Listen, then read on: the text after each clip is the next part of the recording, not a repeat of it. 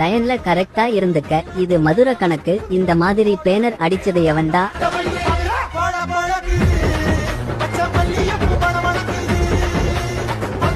என்ன பாவா யாரு?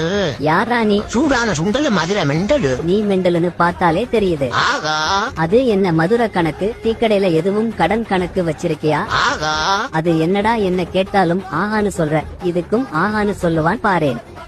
ஆகா நான் சொல்லல, இது பெரிய மெண்டல். ஒரு கை என்ன புஷ்பா படத்துல வர மாதிரி தூக்கிட்டே இருக்கு. ஆமா மதுரை தோல்மையாதான் பாவா. இந்த மாதிரி பேனர்லாம் அடிக்க கூடாது. நானும் பாத்துட்டே இருக்கிறேன். பெரிய லாடு மாதிரி பேசுகிற. எங்கெல்லாம் பார்த்தா மாதிரி தெரியுதா உங்களுக்கு?